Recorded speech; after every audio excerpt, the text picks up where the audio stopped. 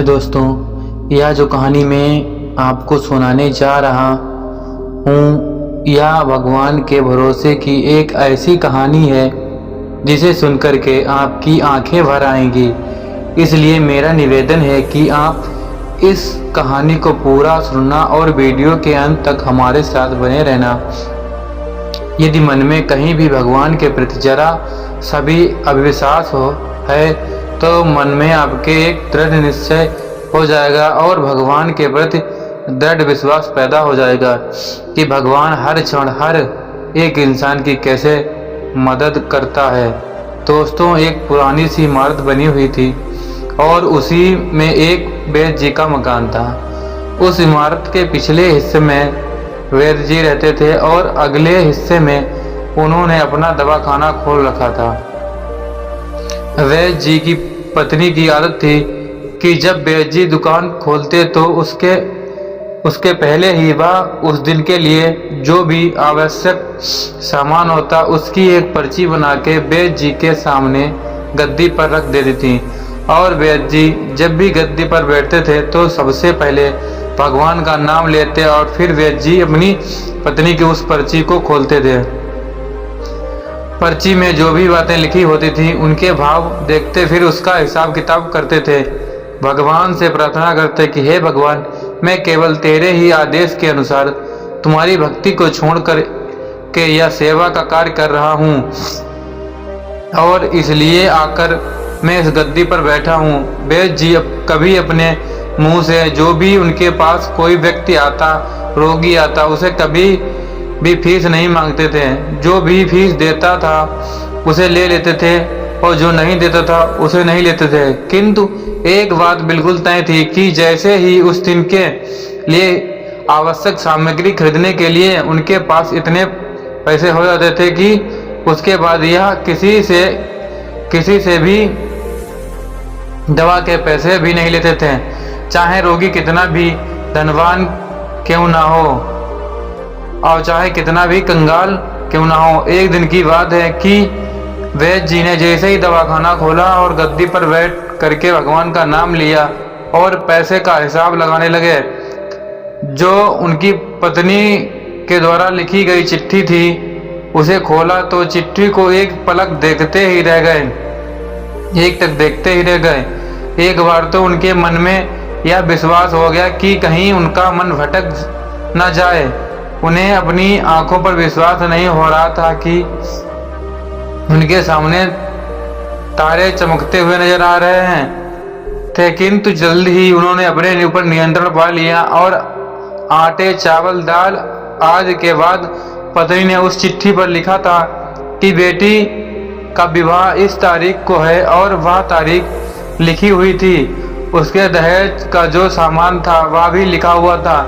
बाकी कुछ देर तक पहुंचते रहे, फिर बाकी जितनी भी चीजें उस चिट्ठी पर लिखी हुई थी उनकी कीमत लिखने के बाद दहेज का जो सामान था जहाँ लिखा हुआ था उसके सामने लिखा कि यह काम परमात्मा का है, परमात्मा जाने कि कैसे होगा।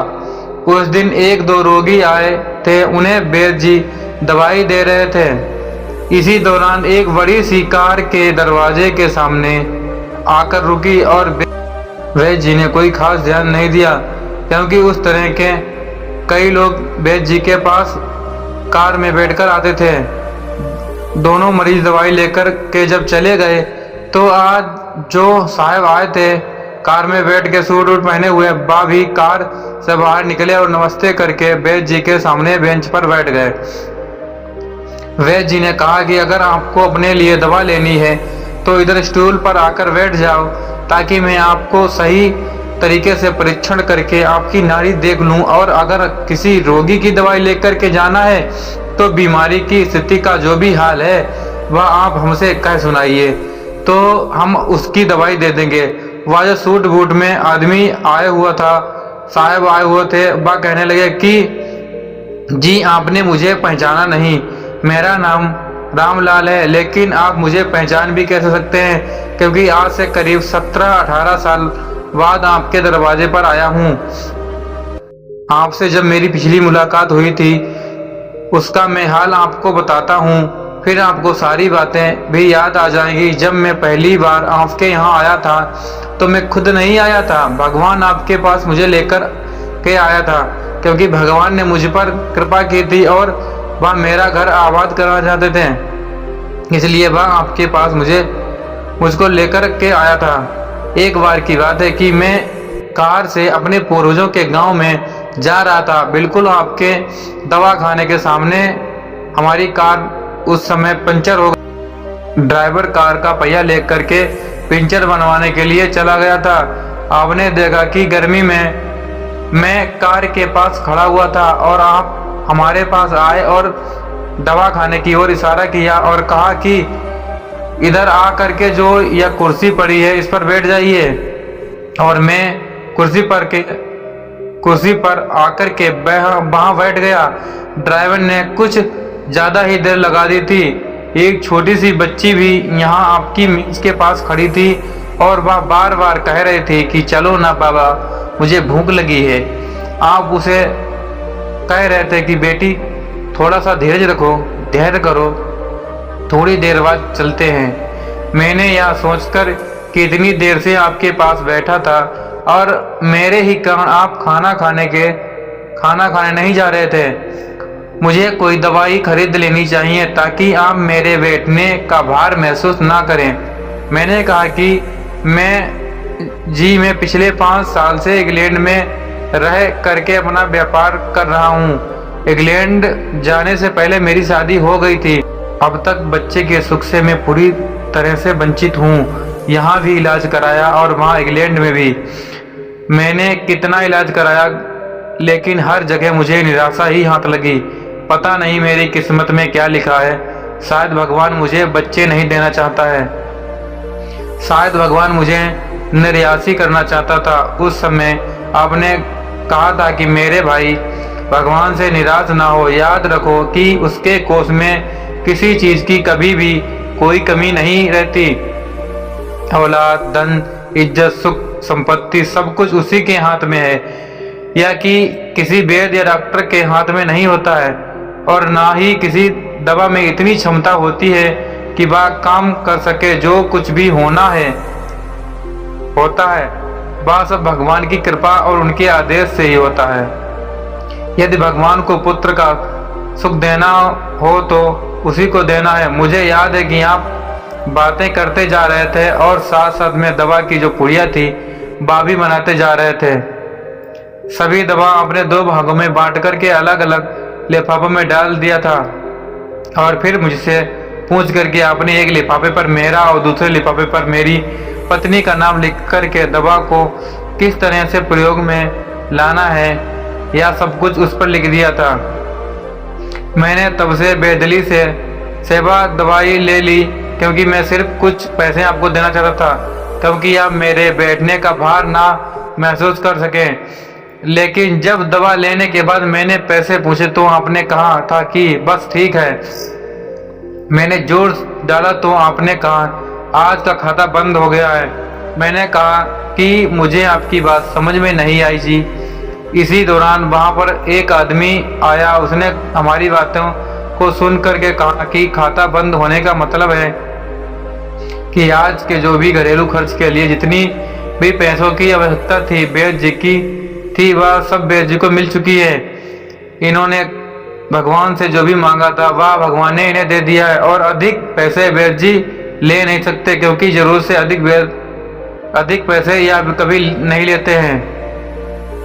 यह सुनकर के मैं कुछ हैरान हुआ और कुछ दिल से लज्जित होकर के मेरे विचार कितने निम्न कोटि के थे और यह सरल हृदय का वैद्य कितना महान है।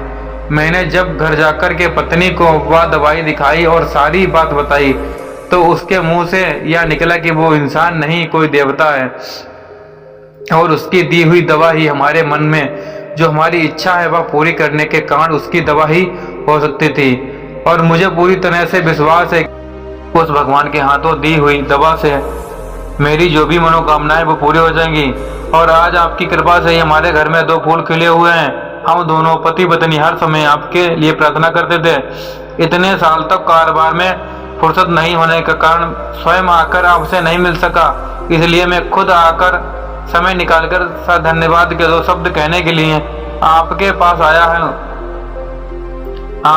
आया हूँ। इतने सालों के बाद आज मैं भारत लौटा था और कार केवल मैंने यहीं रोकी है, बीच में कहीं भी रुका नहीं हूँ। बैद जी, हमारा सारा परिवार इंग्लैंड में पूरी तरह से व्यवस्थित हो चुका है। हमारा सारा बिजनेस वहीं पर है। केवल मेरी एक बहन अपनी बेटी के साथ इस समय भारत में रहती है। हमारी भांजी की शादी इस महीने की 28 तारीख को होनी है। ना जाने क्यों जब मैं अपनी भांजी के ब्याह के लिए कोई सामान खरीदता था तो मेरी आंखों के सामने आपकी छोटी सी बच्ची आ जाती थी और हर सामान में दोगुना खरीद लेता था। आपके विचारों को जानता था कि संभव था आप बासामान न लें, किंतु मुझे लगता था कि मेरी अपनी सगी भांजी के साथ जो चेहरा मुझे बार बार दिखाई दे रहा है भाभी मेरी भांजी ही है। मुझे लगता था कि ईश्वर ने इस भांजी के विवाह में मुझे वाह करने की जिम्मेदारी दे दी थी। वैद जी की आंखें खुली की खुली रह गई थी और बहुत धीमी आवाज में वैद जी ने कहा कि रामलाल जी, आप जो कुछ कह रहे हैं मुझे समझ में नहीं आ रहा है कि ईश्वर की यह कौन सी माया है। आप मेरी श्रीमती के हाथों की लिखी हुई चिट्ठी देखी और वैद जी ने चिट्ठी को रामलाल जी को पकड़ा दिया। वहां उपस्थित जो भी लोग थे यह सब देखकर हैरान रह गए कि दहेज के सामान के सामने लिखा हुआ था कि यह काम परमात्मा का है, परमात्मा जाने की कैसे उसे व्यवस्था करनी है।